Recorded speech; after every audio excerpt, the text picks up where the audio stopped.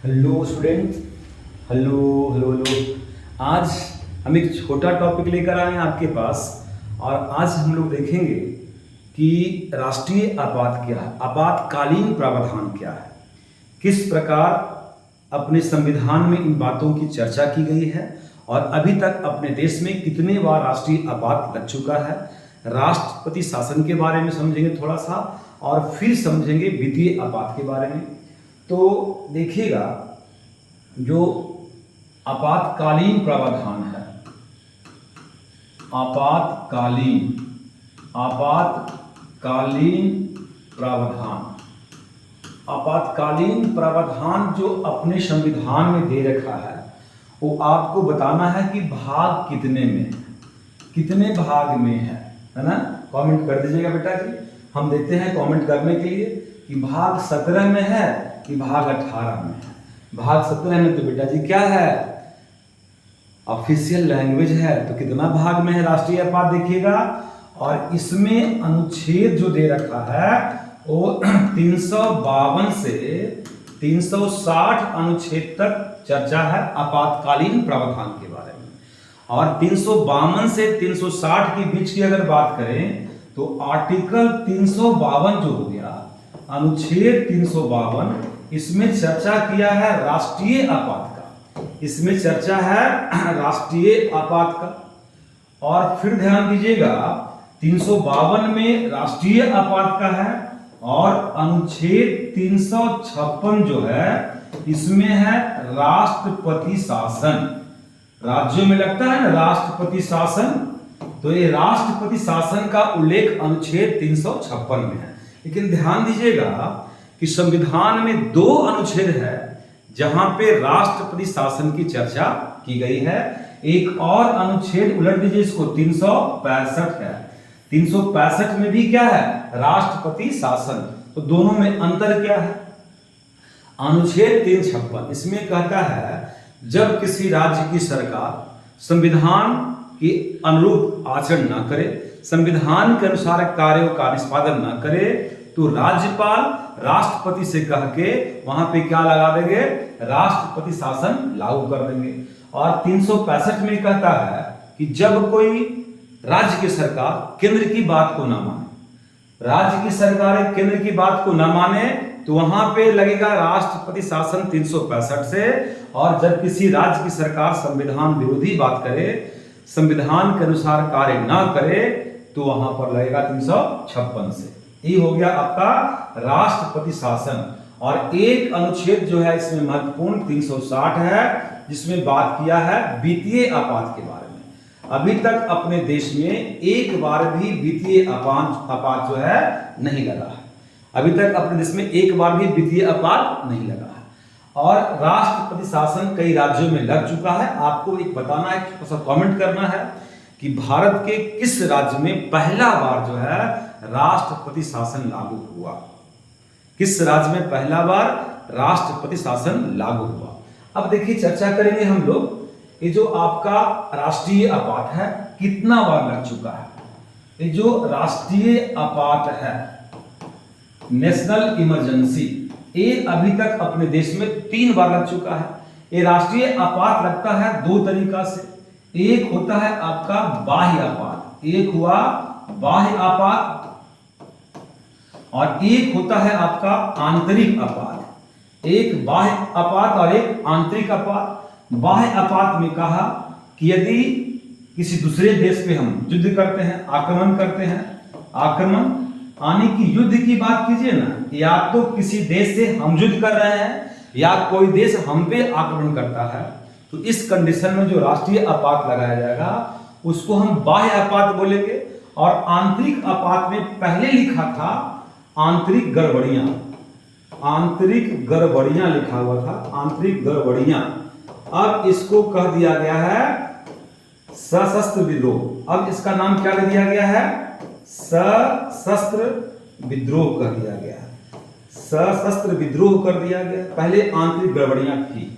तो राष्ट्रीय आपात 2 है, एक बाह्य आपात, एक आंतरिक आपात। बाह्य आपात लगने का कंडीशन है कि जब कोई देश हमसे युद्ध करता है या हम उस पर आक्रमण करते हैं तो बाह्य आपात लगाया जाएगा।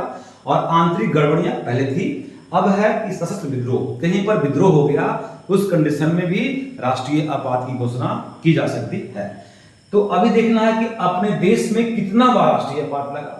तो पहला बार राष्ट्रीय आपात लगा है 1962 में। फर्स्ट राष्ट्रीय आपात कब लगा है? 1962 में, जब भारत चीन युद्ध हो रहा था। भारत चीन युद्ध के समय लगा 1962 में, और ये राष्ट्रीय आपात जो है 1967 तक चलता रहा। ये राष्ट्रीय आपात बाह्य आपात है क्योंकि युद्ध हो रहा है।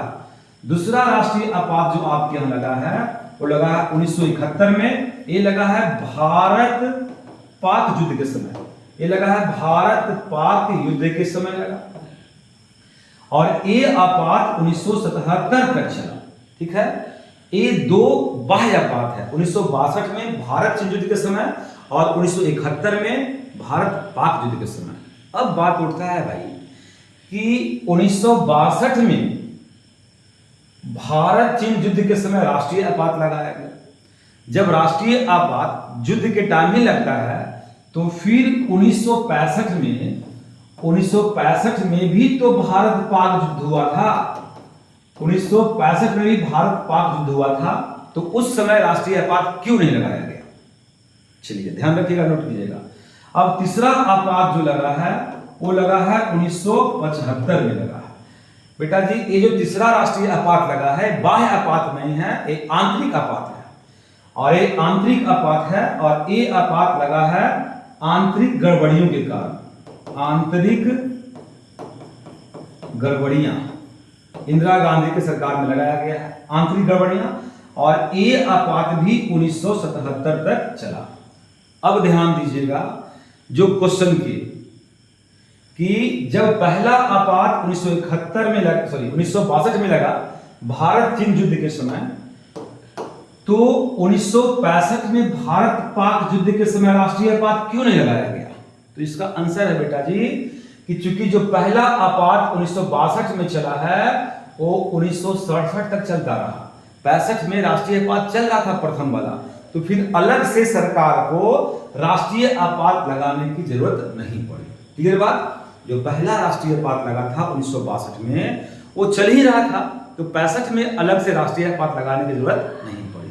दिमाग में एक बात फिर आ रहा होगा, अच्छा तब जब 1971 से 77 तक दूसरा राष्ट्रीय आपात भारत पाक युद्ध के समय चल रहा था, तो 75 में तीसरा राष्ट्रीय आपात क्यों लगाया गया? है ना गड़बड़?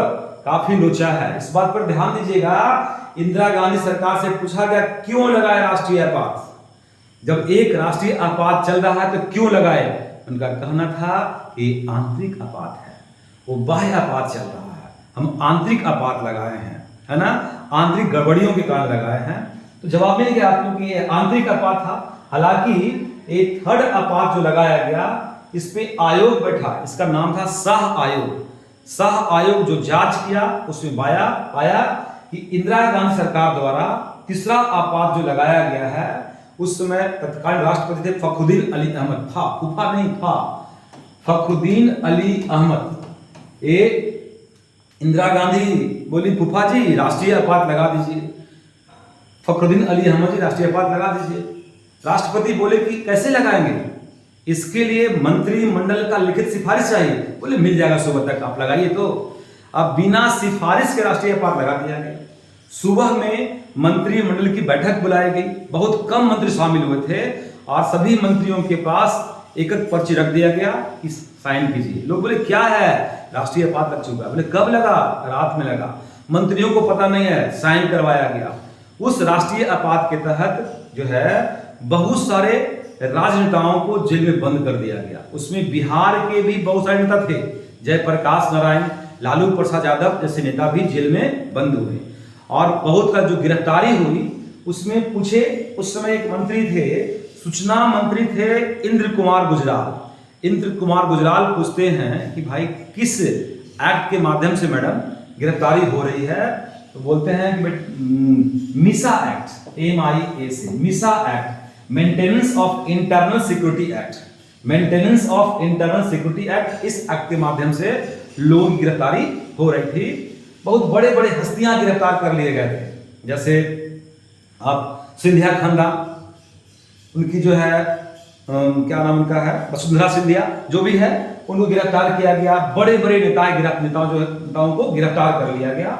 और एक्ट का नाम था मीसा एक्ट। एक इसी एक्ट के माध्यम से जब लालू जी बंद थे जेल में तो उनकी पुत्री का जन्म हुआ था, बड़ी वाली बेटी का, और इसी एक्ट के नाम पर उनकी बेटी का नाम मीसा भारती, मीसा एक्ट के नाम पर। तो ये आप देखिए राष्ट्रीय आपात जो है कैसे लगता है। राष्ट्रीय आपात कब कब लड़ा आपने किया, राष्ट्रपति शासन के बारे में चर्चा की और वित्तीय आपात के बारे में। तो संविधान का छोटा छोटा वीडियो इस प्रकार आपके पास रखेंगे। अगर अच्छा लगे तो लाइक कीजिए, इस पर कमेंट कीजिए, ताकि हमारा हौसला बढ़े और हम संविधान के हर एक पहलू को एक एक करके आपके पास रखें। जैसे अगला बार हम बात करेंगे कि राष्ट्रपति ऑर्डिनेंस पास क्यों करते हैं, राष्ट्रपति का अध्यादेश जारी क्यों करते हैं। राष्ट्रपति का अध्यादेश आर्टिकल है 1, 2, 3 123 से, और राज्यपाल का है 213 से। तो राष्ट्रपति और राज्यपाल अध्यादेश कब जारी करते हैं, क्यों करते हैं, कैसे करते हैं, उनके अध्यादेश का क्या है पावर। तो आज के बेटा जी इतना ही। थैंक यू, धन्यवाद, शुभ रात्रि।